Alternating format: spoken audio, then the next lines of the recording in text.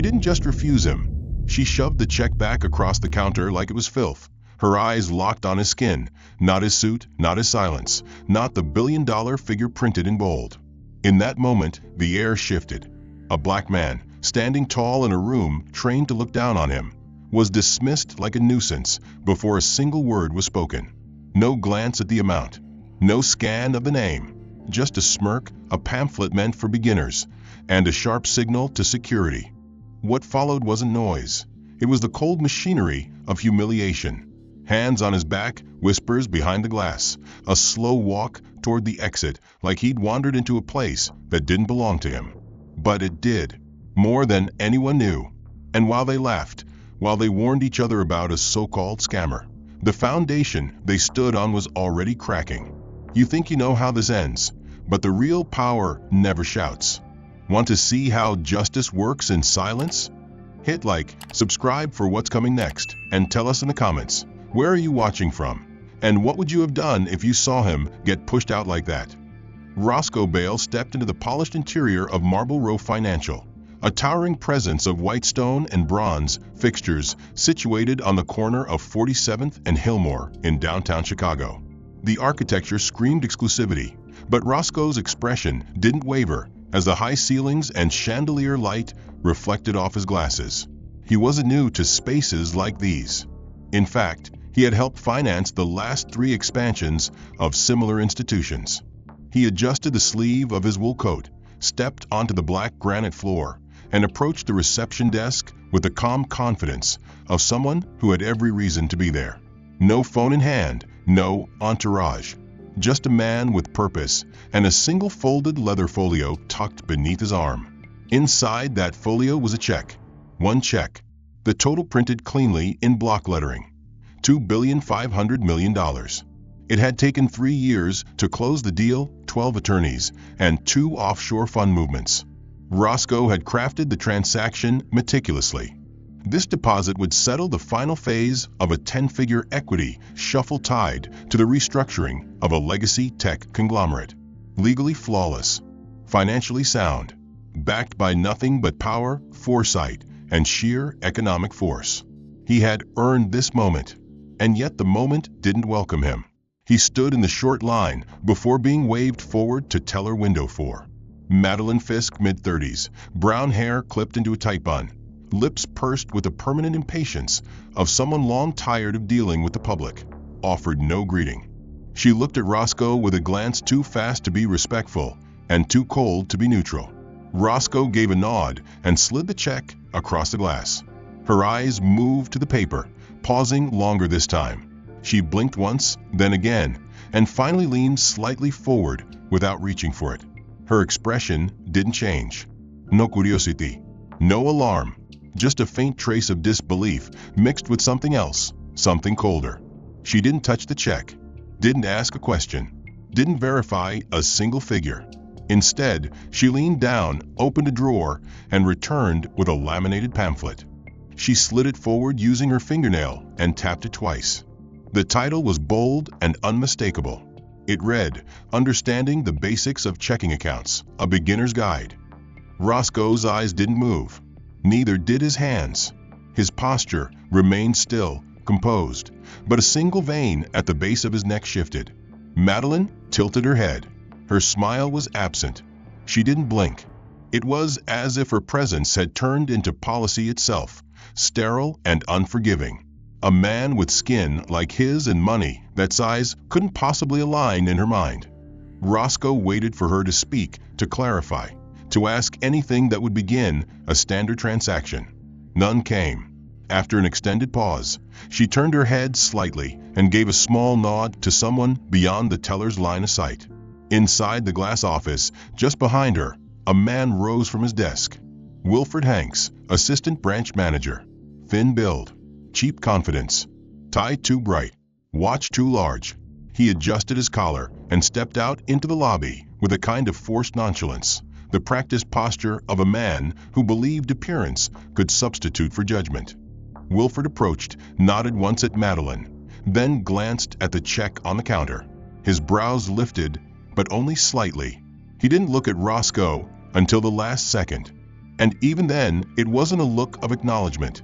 It was one of polite containment, the way a maitre d' might look at someone who had arrived without a reservation. Roscoe opened his folio again, withdrew 2 forms of government ID, proof of business incorporation, and a printed transaction confirmation. He offered them without a word. Wilford didn't accept them. He simply gestured at the laminated pamphlet and said something short, soft, and patronizing. Then he gave a slight shrug, a half-smile, and turned to walk away. Roscoe remained standing. His hand stayed open, documentation extended. Wilford didn't look back. Behind Roscoe, the line had grown. A woman wearing a yoga tracksuit scowled and folded her arms. A man in a business jacket leaned to whisper something to his companion. A few steps away, an older couple shifted uncomfortably. It was quiet, but heavy. Wilford returned a moment later with 2 security guards. Neither said anything. They approached on either side of Roscoe and positioned themselves like chess pieces, one to his left flank, the other just behind, silent, statuesque. Roscoe turned to look at each of them. His hands slowly lowered. The documents returned to the folio. Madeline reached across the desk and retrieved the check, then dropped it into a discard tray beneath her counter without a second glance. Not torn, not rejected, just discarded, as though it never existed. The guard on the left nodded toward a single chair positioned in the corner of the lobby.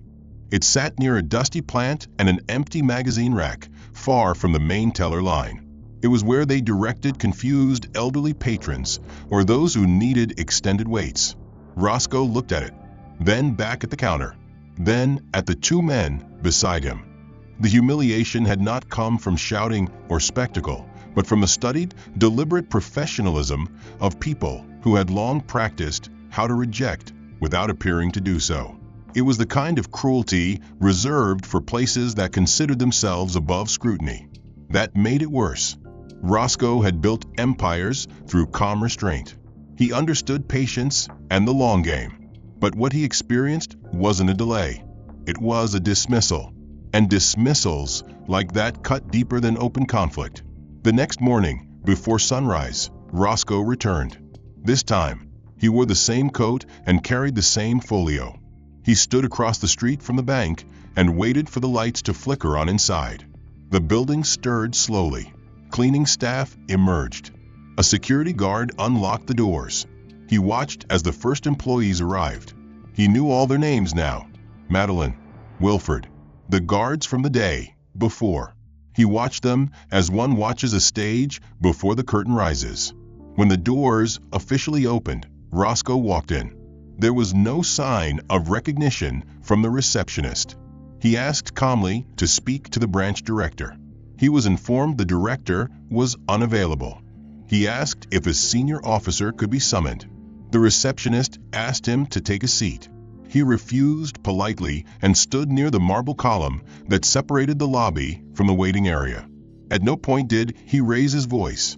After 15 minutes, Wilford emerged from his glass-walled office and approached, clipboard in hand, as if Roscoe were an appointment that had arrived too early.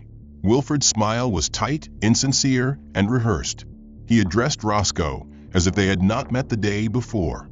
Roscoe extended the folio again, opening it to reveal the same check and accompanying documentation. Wilford's eyes flicked across the numbers, then back to Roscoe's face. A pause lingered. Then, without reaching for anything, Wilford excused himself and returned to his office. The clock on the wall ticked audibly. Several tellers and loan officers passed through the space, glancing discreetly at Roscoe. One whispered something to another, and both looked away when he turned in their direction. 10 minutes passed, then 20. No one returned. The receptionist had disappeared into the back. Roscoe remained standing, posture firm, expression calm. But beneath his coat, his hands had curled into a slow, steady grip. At the 25-minute mark, 2 uniformed security guards entered from a side hallway. One was the same from the previous day, the older one, the one who had smoothed Roscoe's collar like dusting furniture. He approached with the same calm as before, hands clasped in front, eyes fixed just past Roscoe's shoulder. The second guard stood behind and slightly to the left. They said nothing. Roscoe looked from one to the other. He again opened his folio, pointed silently to the check, the letter of verification from the originating firm, and his government ID. The older guard cleared his throat, but said nothing meaningful. Instead, he gestured slightly toward the same corner seat by the dying plant. Roscoe looked at it. He did not move. Wilford reappeared, walking quickly this time, voice raised just enough to seem urgent. He told Roscoe that the transaction required verification through internal protocols. He used phrases like third-party compliance, high-risk evaluation, and temporary hold without explaining any of them. He kept his voice steady but cold. He looked past Roscoe when he spoke. The guards remained still. Then Wilford turned and motioned subtly to the receptionist, who picked up the phone and dialed. Moments later, a young employee entered the lobby carrying a sealed envelope. She handed it to Wilford, who opened it and removed a printed memo. He read it once, nodded, and looked at Roscoe. He said they would not be able to process the transaction and that Roscoe would need to contact client services at the bank's regional headquarters. He handed Roscoe a single sheet of paper with a phone number printed on it. No name, no department, just a number. Then he stepped back. The guards now moved slightly forward, not threatening, just close. Roscoe slowly closed the folio, placed the paper inside, and looked once more at Wilford, who had already turned his attention to another employee.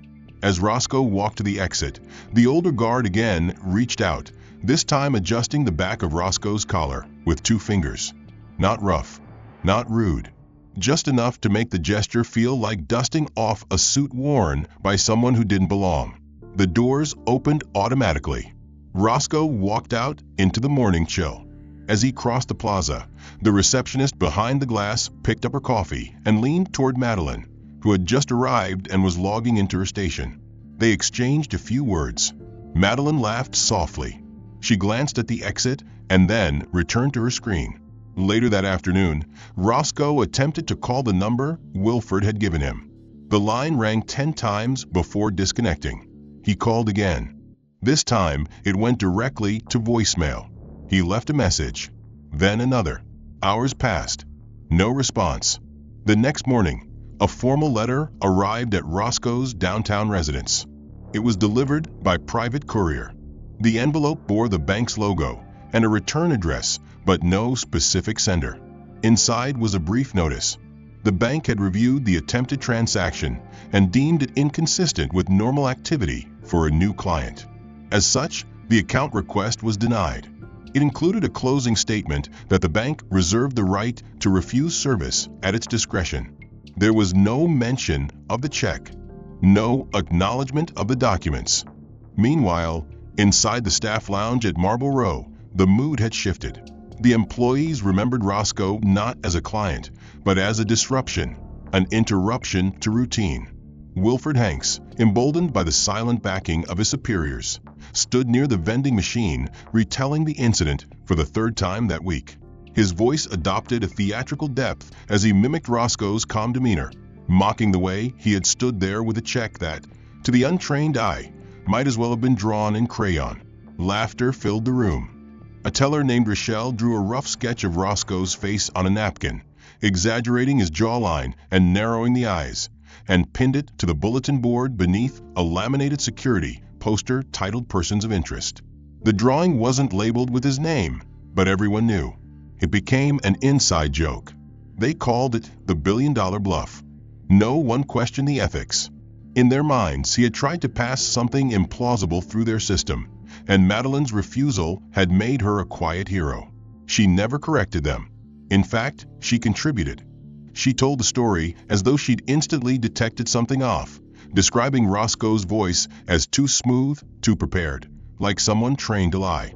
She said his suit looked expensive in a suspicious way, like it had been rented or stolen. She mentioned his hands, how they didn't move much, and suggested it was a behavioral tactic she'd read about in a security training manual. She spoke with certainty. Her confidence was contagious. The rest nodded along. Across the building, the bank's compliance department had already compiled a report on the incident. sanitized and framed under internal terminology designed to prevent liability. The report cited attempted high-risk deposit from an unverified individual with no transactional history and flagged the interaction as a potential breach of protocol. This document, though riddled with assumptions and omissions, was forwarded to the legal office, where it was reviewed by an associate counsel named Gavin Wolfe. Gavin, tasked with risk mitigation, chose to file a preemptive notice with the Financial Behavior and Crimes Division under the Treasury Department. The wording was precise, cautious, and carefully detached. It stated that an individual matching Roscoe's description had attempted to conduct an unusually large transaction inconsistent with his account profile and requested the agency's awareness in case of future irregularities. Though no criminal accusation was made, the implication was clear. The bank had established a paper trail that cast Roscoe Bale as a potential threat. Gavin also sent an internal memo to the bank's regional executive team. It included the formal report, highlighted with key risk terminology, and recommended that all branch managers be briefed on protocols for similar attempts. By the end of the week, Roscoe's name had become unofficial shorthand across several branches for improbable or untrusted deposit cases. When discussing policy training, team leads would reference the Bale scenario. A protocol checklist was even updated to include procedures for unexpected high-value walk-in deposits, a thinly veiled response to what had happened. No one contacted Roscoe for clarification. No one reviewed the documents he had provided. The decision had already been made. He had been categorized. Meanwhile, Madeline received a commendation during the morning huddle. Wilford presented it with exaggerated praise, citing her diligence in maintaining operational integrity. It was a cheap plaque with her name etched in aluminum, but the applause that followed made it feel like validation. Later that day, a senior compliance officer visiting from regional asked about the incident. Wilford recounted it with performative seriousness, adding dramatic pauses, as though recounting a narrow escape. He described Roscoe as overly composed, someone who appeared rehearsed and too calm under scrutiny. He mentioned how Roscoe didn't challenge the refusal, how he didn't escalate. To Wilford, that lack of resistance confirmed guilt. No one questioned that logic. As the conversation shifted, a junior analyst mentioned seeing Roscoe's name pop up during a background screening report for a consulting firm tied to mid-market acquisitions. It was unrelated, but the timing cemented the narrative. The group nodded, each person silently adding another tick to the growing mental file of suspicion. No one stopped to wonder why a fraudster would walk in through the front door with paperwork, sit silently, offer no pushback, and return the next day with the same information, all while remaining composed. They didn't ask because they had already answered. Roscoe Bale no longer existed to them as a person. He was now a case file, a lesson, a procedural ghost to reference during meetings. Roscoe remained unaware of the internal mechanisms now aligned against him. He had not yet been notified of illegal filing. He hadn't seen the memo or the email threads. He spent those days moving between meetings, quietly concluding other business matters, and preparing for the next phase of his holdings reorganization. But something inside him had begun to change. The report drafted by Gavin Wolfe had made its way through several internal branches, each one adding its own footnotes, adjustments, and procedural jargon, until Roscoe's presence at the bank had been wholly transformed from a legitimate client into a case study in preventative action. The event had officially become institutionalized, no longer tethered to fact, but to a convenient fiction that allowed everyone involved to feel not only blameless, but effective. A memo distributed at the end of the quarter highlighted several commendations issued across regional branches. Among them was a short paragraph dedicated to the Marble Row team's quick thinking during what was referred to as a high-profile exposure risk. The wording was ambiguous enough to avoid legal backlash, but specific enough that those who knew the story could recognize the praise. Madeline Fisk's name appeared in bold under the subheading Client Threat Mitigation. It was accompanied by a single line of commendation that described her response as decisive, intuitive, and consistent with the standards of Marble Row's client engagement policy. Within the branch, the tone shifted further into celebration. Posters began appearing near the employee bulletin board, reminding staff to trust their instincts and protect the integrity of the client environment.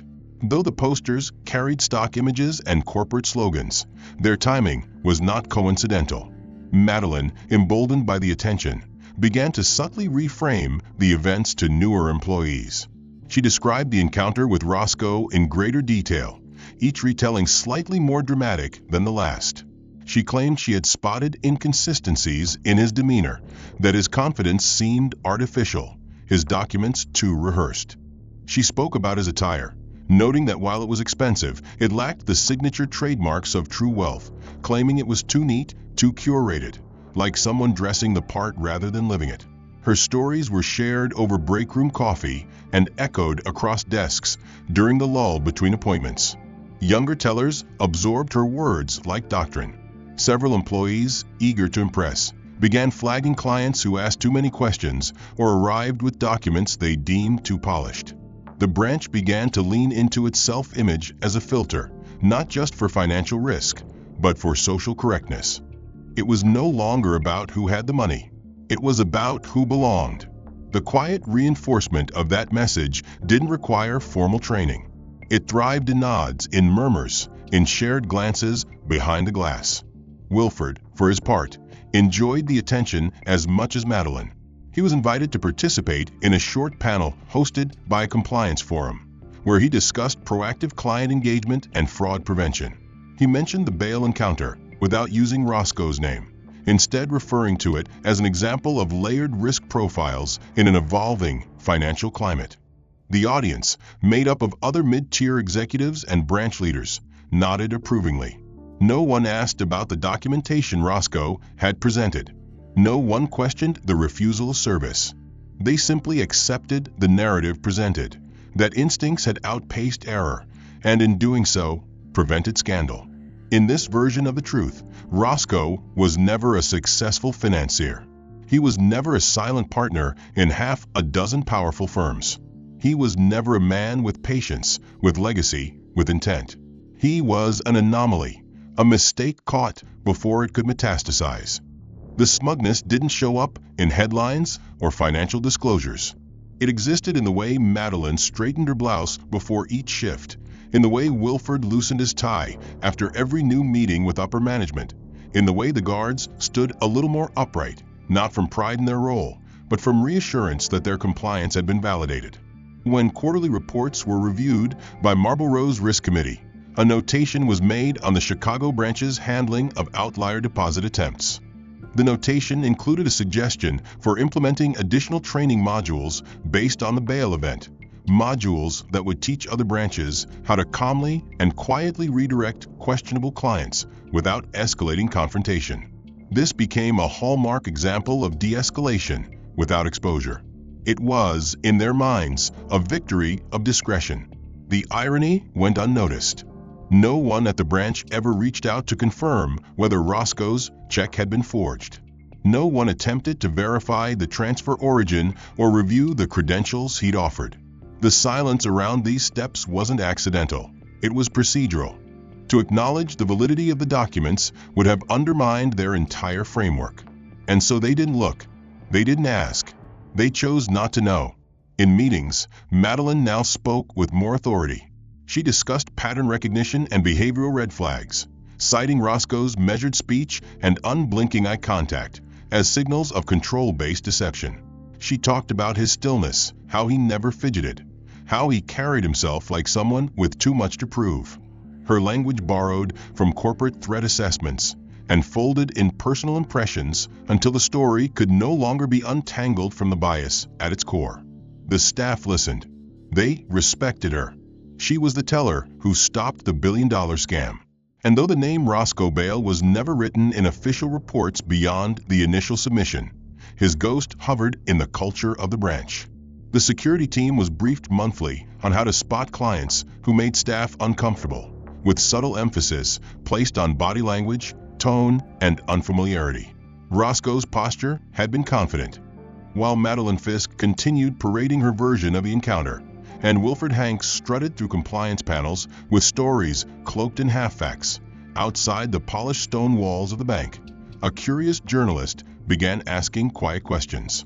Camille Hartley was not new to financial reporting, but she had recently been assigned to a watchdog column that investigated systemic irregularities in the financial sector, especially those involving discriminatory trends. She had read a brief mention in a professional forum about an incident involving an unnamed client being refused service at a high-end bank despite presenting proper documentation. The tip was vague, buried under the language of compliance lingo, but something in the phrasing caught her attention. Camille had developed a method over years of peeling back layers of sanitized language used to cover up misconduct. She began by checking publicly available records and databases. While Marble Row presented a squeaky clean surface, deeper searches revealed civil settlements linked to the bank that had been sealed under confidentiality clauses. A request to a federal registry turned up nonspecific but frequent filings from the same branch. These filings mentioned behavioral inconsistencies, high-risk attempts, and misaligned transactional profiles. The terms were technical and broad, but the timing, clustering, and anonymity were suspicious. Camille made discreet contact with a former employee of Marble Row's HR department who had since relocated out of state. Over coffee and under agreement of anonymity, the employee confirmed what Camille suspected. The bank had developed a pattern of quietly dismissing complaints from clients who fit specific profiles, particularly Black and Latino individuals who attempted transactions deemed unusually high for new accounts. The former employee admitted that while the bank never issued explicit policies, it employed internal flags and triggers that disproportionately targeted clients by appearance, demeanor, and perceived legitimacy.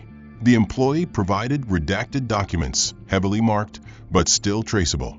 Camille then filed a Freedom of Information request for all regulatory actions involving Marble Row in the last 10 years.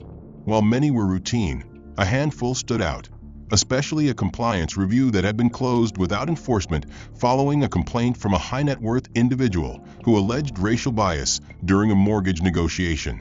That case had ended in a sealed settlement. The more Camille dug, the more patterns emerged. She discovered that the bank's training materials, while public-facing on diversity and inclusion, internally included a slide deck titled Client Behavior Analytics, distributed to regional managers. The slide deck had never been leaked, but Camille managed to track down a disillusioned compliance officer named Warren Pace, who had resigned 2 years earlier after raising concerns about the program's implications. Warren, guarded but tired of remaining complicit, agreed to meet. In a quiet corner booth of a coffeehouse across the city, he slid a flash drive across the table. On it were internal slides from the seminar in question. Camille opened them on her laptop and read the titles one by one. Phrases like unpredictable clientele, elevated scrutiny for atypical transactions, and profile alignment inconsistencies appeared across the slides. The language was clinical, strategic, and completely void of humanity. The imagery included silhouettes of people meant to be generic, but the implications were pointed. One slide featured a section outlining flags such as overconfidence, lack of visible distress during verification, and overly formal attire inconsistent with demographic data. Camille read the materials twice, then again, and realized she was staring at a blueprint, not of fraud detection, but of legal discrimination disguised as policy. She asked Warren what happened when he brought his concerns forward. He told her the bank had thanked him for the feedback, assured him of their commitment to equity, and within 6 weeks, his responsibilities were reduced, his access limited, and eventually, his contract was not renewed. He was given a neutral reference letter and an exit package that required silence. Camille asked if she could publish the slides. He gave her a long look and said he had already made peace with being quiet once. He wouldn't do it again. With that, Camille began assembling the story. It was not about one man anymore. It was about a culture. She identified 7 cases with striking similarities to Roscoe's. Each one involved minority clients being flagged, delayed, or dismissed under ambiguous justifications. 3 involved individuals who had attempted to make legitimate deposits exceeding 7 figures. 2 had filed complaints and received settlements. 1 had taken his story public years ago, but had been discredited due to lack of hard proof. Now Camille had the proof. She reached out to Roscoe directly, unsure if he would speak. He did not respond, but she received a short message from his office acknowledging the request and stating that Mr. Bale had no comment at this time. Camille didn't press. She didn't need his words. His silence, in context, was a statement in itself. She continued her investigation, cross-checking every corporate name tied to the cases. She discovered that each incident had been categorized under internal reports that used identical formatting, confirming the bank had a standardized approach. She drafted her piece carefully. She wanted the story to be bulletproof, to stand not just as journalism, but as evidence. The night before publication, she reviewed it one last time, knowing it would ignite responses far beyond what the bank expected. The next morning, the article dropped. It was titled Profiles of Exclusion, Inside the Quiet Engine of Discrimination at Marble Row Bank. It did not name Roscoe Bale directly, but described the incident in detail, matching timelines, behaviors, and terminology used by the bank. The whistleblower slides were published in full. The impact was immediate. Financial watchdogs flagged the bank's internal policies. Advocacy groups called for federal review. Marble Row's PR team scrambled to issue a statement denying the allegations and citing their diversity efforts, but the language rang hollow against the weight of the documented material. Inside the bank, there was confusion, then panic. Wilford tried to downplay his role, claiming he had followed policy. Madeline stopped discussing the incident entirely. The napkin drawing vanished from the bulletin board. The posters about instincts were quietly removed. The smugness began to rot under the light of scrutiny. But Roscoe said nothing. He hadn't lifted a finger, hadn't written a word, hadn't revealed himself to anyone. Yet the consequences had begun. The check remained locked away, untouched, irrelevant now in the face of what he had chosen to initiate. In front of him were monitors displaying market dashboards, fund positions, and liquidity trees that mapped the financial veins of institutions across the country. Marble Row's name pulsed faintly across one corner of the map, just one of many nodes. But Roscoe's attention lingered there longer than the rest. He reached for his phone, not to speak, but to open a secure app that linked directly to Bale Capital's internal allocation systems. He did not type a memo or issue an email. He simply adjusted the parameters of 3 passive fund strategies, shifting asset routes, toggling trigger thresholds, and rebalancing weight distributions that had, until then, provided stable flow into the portfolios tied indirectly to Marble Row's holding company. No alert was sent to the bank. No warning issued. These were not dramatic moves. They were surgical, deliberate, masked as routine restructuring, but timed with the precision of a scalpel's incision. At 1:17 p.m., the first algorithmic triggers activated, and capital began withdrawing from associated markets. At 1:32 p.m., the second tier of allocations initiated their planned diversions, redirecting liquidity into alternate institutions that had no exposure to Marble Row's risk pool. By 2:05 p.m., the volume of the shift began registering on internal monitoring tools used by Marble Row's risk analysts. The alerts were not immediate red flags. They appeared as early tension markers, thresholds not yet broken but wavering. Inside the operation center, staff noticed momentary lags on transaction clearances and a rising number of auto-verification flags on routine orders. By 2:46 p.m., a mid-level compliance officer sent an inquiry to the Treasury Operations Division, questioning whether the activity reflected market shifts or targeted liquidation. No immediate response followed. At 3:10 p.m., server stress began compounding as outbound wire approvals doubled in volume, despite no clear cause. The systems optimized for routine high-volume traffic began showing signs of friction, not failure but friction, the kind of resistance that signaled something invisible was pushing against the edges of normalcy. Senior staff gathered quietly in the internal incident room, poring over metrics they couldn't quite explain. A regional manager suggested it might be fallout from the article, spooking clients, but others disagreed. The timing didn't align. The withdrawals were not panicked or erratic. They were smooth, timed, planned. Too quiet, to be coincidence. By 4:03 p.m., liquidity estimates showed a shortfall risk across 3 portfolios tethered to incoming end-of-day settlements. The numbers weren't catastrophic, but they were unexpected. Projections had been stable that morning.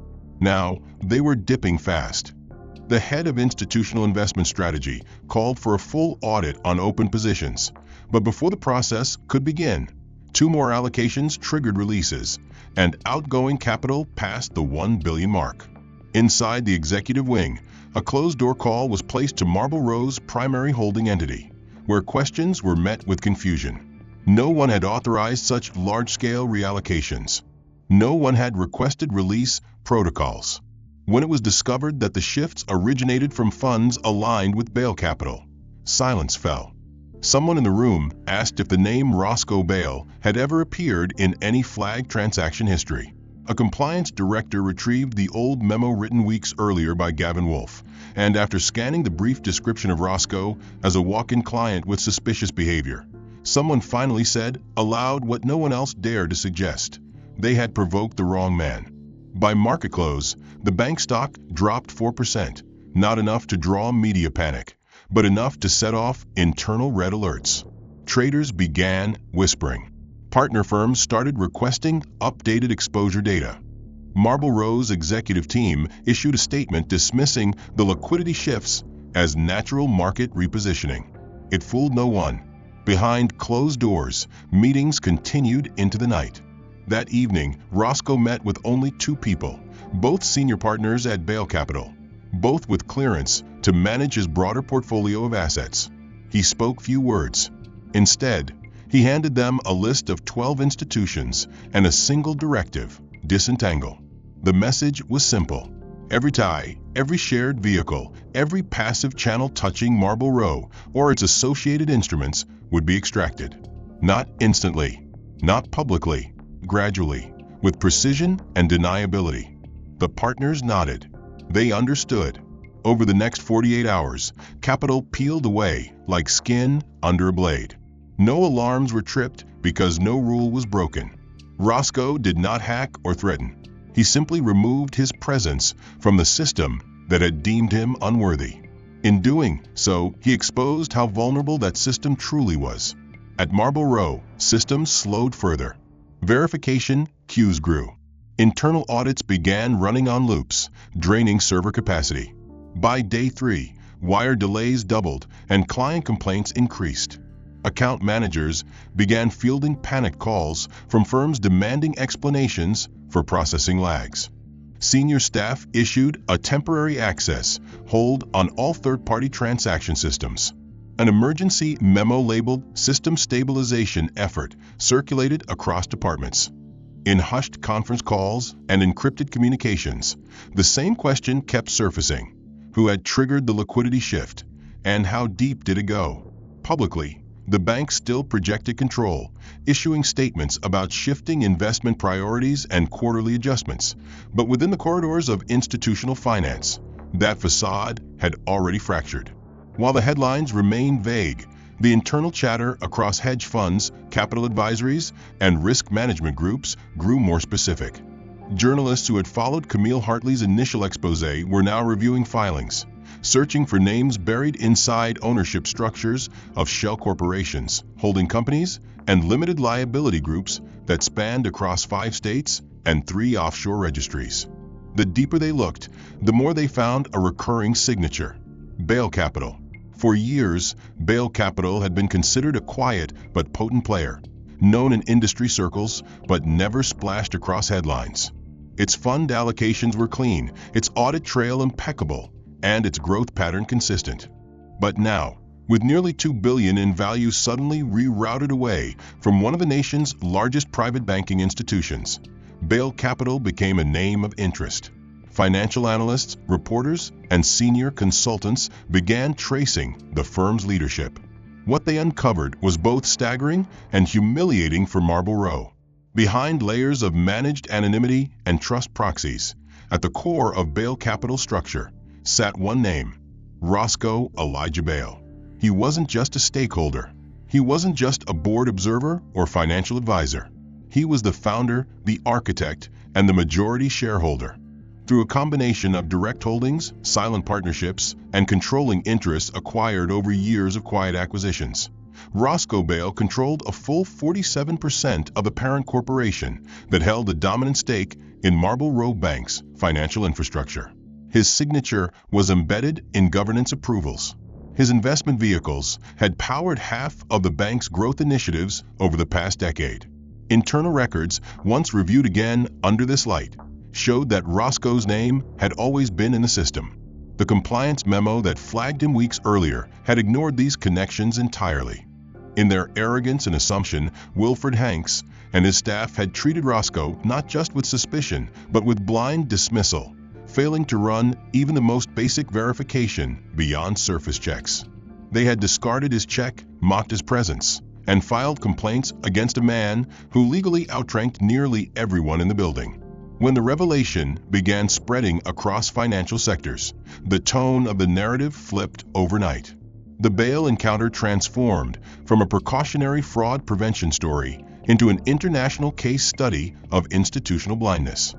Analysts who had previously remained neutral now wrote detailed breakdowns on how Marble Row had lost the trust of its own investor class.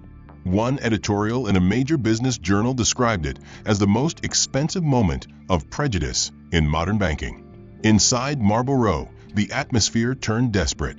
Board members called emergency meetings, and damage control became the sole priority. A review committee was formed within hours, composed of senior legal officers, investor relations executives, and 2 independent governance auditors. Their first act was to issue a confidential internal report acknowledging that Roscoe Bale had, in fact, been an active majority stakeholder for the last 6 years. The report, initially marked confidential, was leaked within 48 hours to regulatory bodies and key financial institutions. The consequences were swift. Several partners halted their operations, with Marble Row pending a full reassessment. Others demanded public acknowledgement of the bank's failure. Media outlets, now armed with verifiable data, ran back-to-back segments chronicling how one man had been not only disrespected, but systematically erased by a company that had owed part of its very survival to his investments. The irony was undeniable.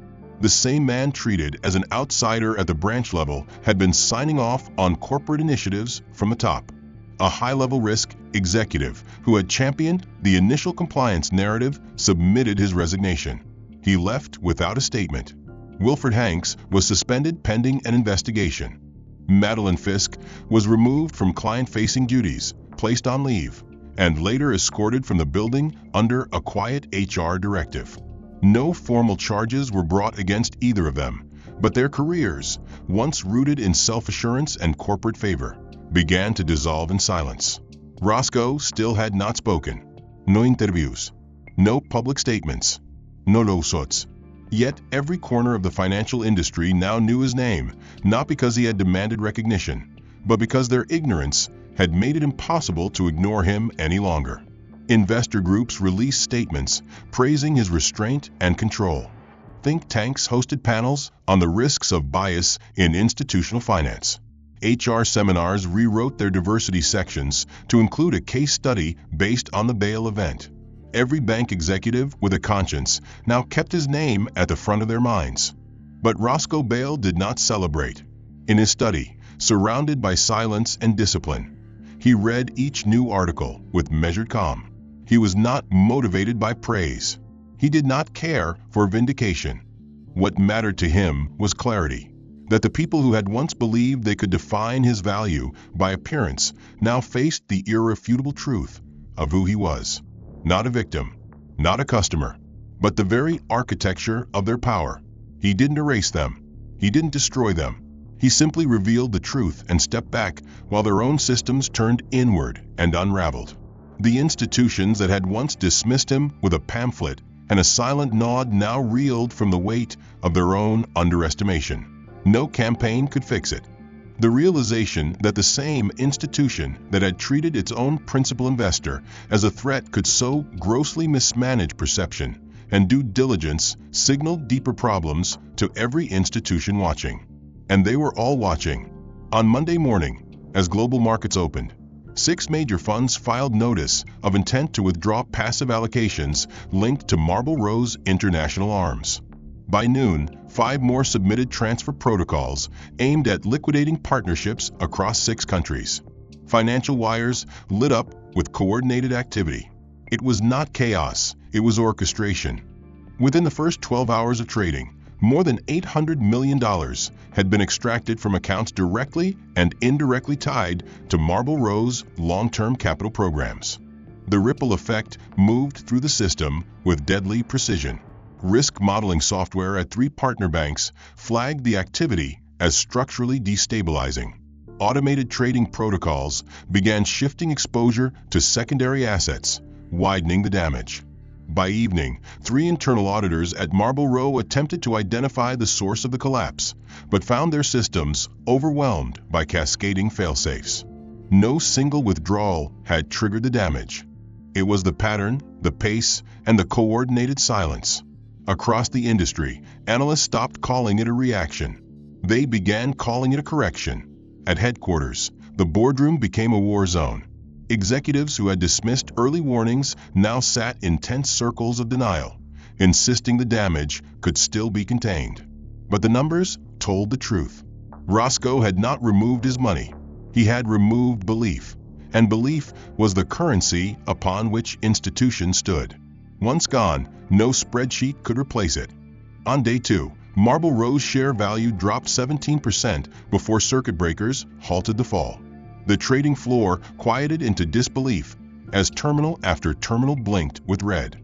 By mid-afternoon, a holding company tied to the bank filed a delayed transaction report after losing primary capital support from one of Roscoe's silent subsidiaries. The dominoes kept falling. Within 36 hours, over a dozen investment partners had liquidated or frozen dealings with the bank. The market began to echo with phrases like exposure risk, executive failure, and investor flight. Social media accelerated the spiral, not with speculation, but with data. Camille Hartley released a second article outlining the timeline of the collapse and naming institutions that had moved first. She made no accusations. She simply let the numbers speak. The numbers screamed. Calls for government intervention surfaced from consumer advocacy groups. Regulatory bodies issued inquiries. Meanwhile, inside the bank's marble and steel towers, employees found themselves locked out of internal systems as emergency audits initiated total access restrictions. A Tier 4 security protocol was triggered, freezing all high-risk transactions until further notice. Notices were issued to regional managers, instructing them to limit withdrawals over a certain threshold and refer all client concerns to a rapidly expanding incident management team. Clients were not soothed. High net worth individuals, long the cornerstone of the bank's elite status, began withdrawing loyalty faster than dollars. Calls flooded the support lines. Branches reported irate clients demanding answers. No answers came. Only reassurances wrapped in silence. On day 3, the number hit. $2.5 billion erased. Not stolen, not hacked, not misallocated. Erased by movement. Erased by precision. Erased by one man's decision to stop holding their weight. A liquidity event, the board called it. An anomaly in transactional patterns. A rare convergence of economic variables. The truth was simpler. Roscoe Bale had taken his hand off the scale. That alone had undone them. By then, internal investigations shifted from strategy to survival. The board of Marble Row suspended 5 senior officers. 2 compliance chiefs resigned. Wilfred Hanks was terminated under cause. No evidence, no send-off. Just a silent escort from the building as his access credentials blinked off behind him. Madeline Fisk was named directly in an internal ethics report. Her comments, behavior, and pattern of treatment toward high-value minority clients had violated non-discrimination policies she had been trained in. Her dismissal was swift, final, and quiet. The human resources officer who once shook her hand when she received a commendation now signed the letter of termination.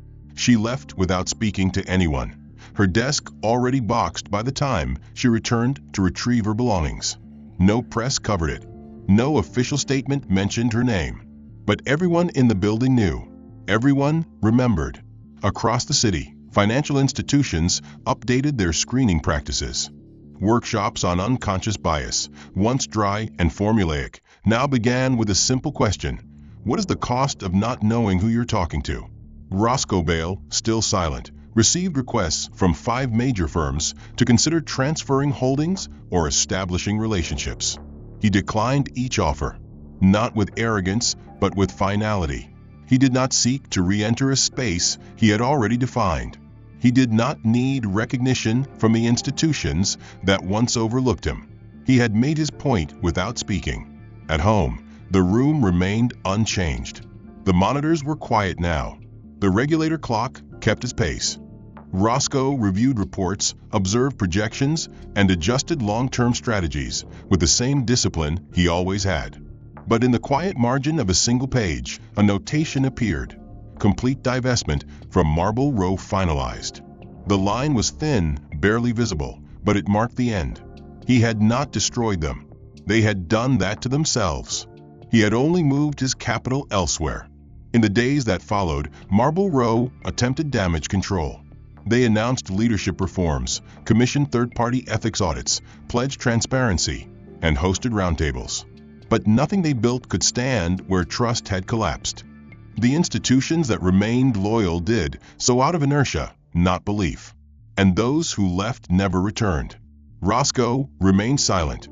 The Office of the Comptroller of the Currency issued an official notice of examination, accompanied by requests for employee communications, transaction logs, and internal memos related to client interactions, flagged for escalation over the last 2 years.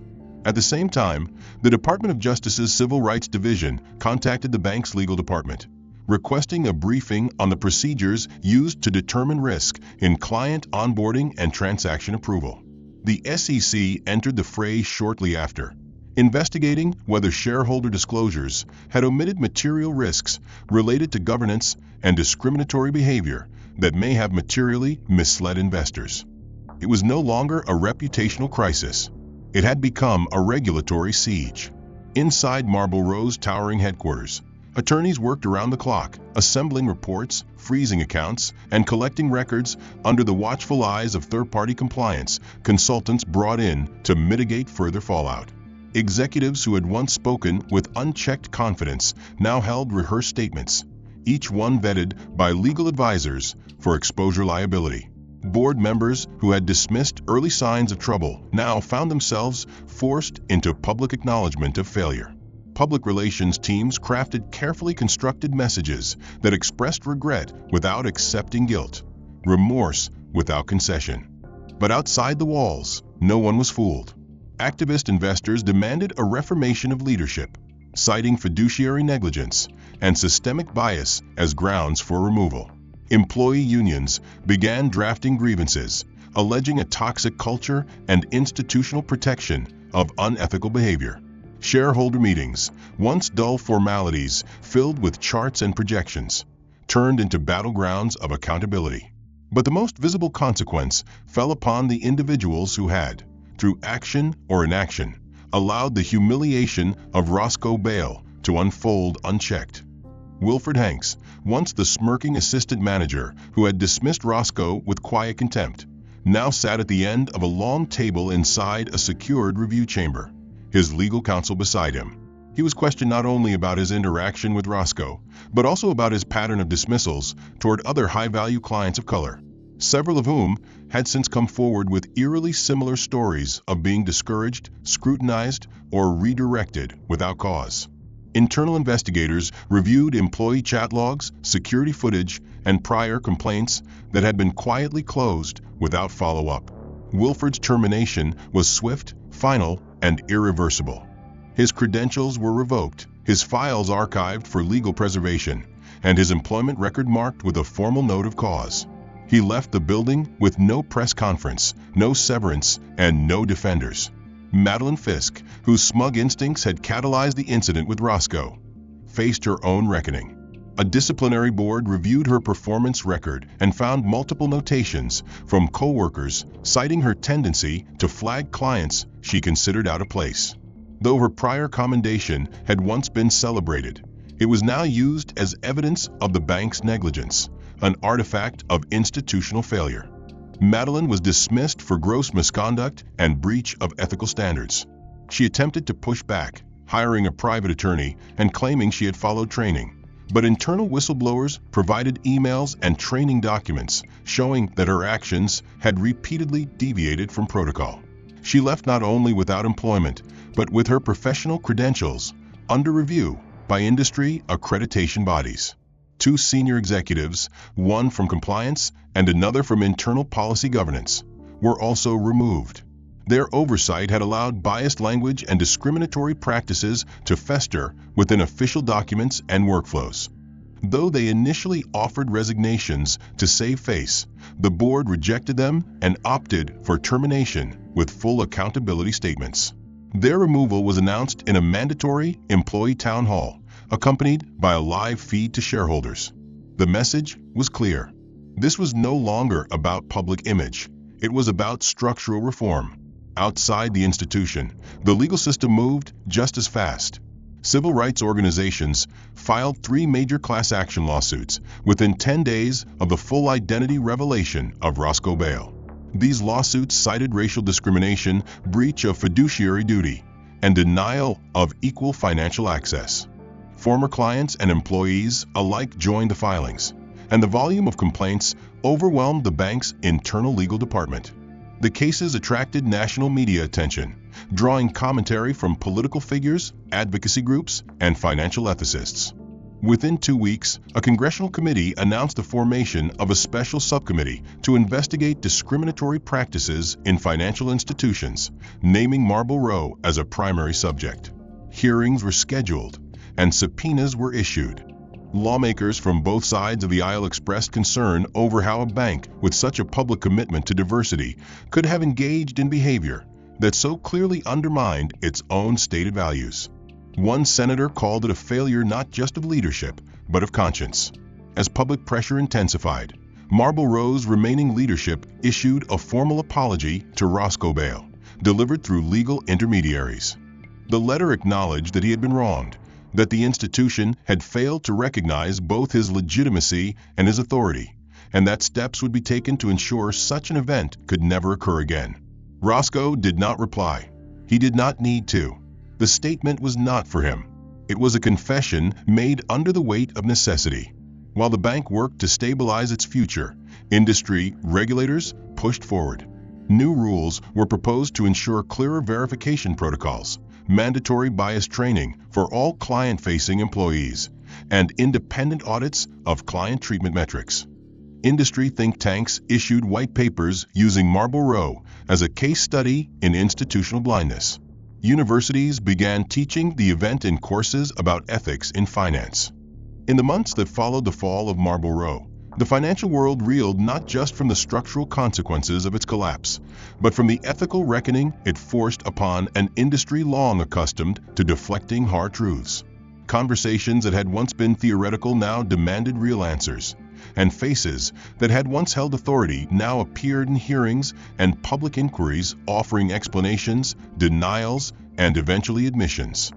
Yet among all the noise, the most unexpected transformation came not from the top of the corporate chain, nor from regulatory bodies or external watchdogs, but from within one of the individuals most deeply entangled in the beginning of it all. Madeline Fisk, no longer protected by corporate layers, no longer buoyed by peer affirmation, spent her days outside of finance, disconnected from the industry that had once defined her. She had remained silent during the investigations, offered no comments during the lawsuits, and refused all interviews that sought sensational closure.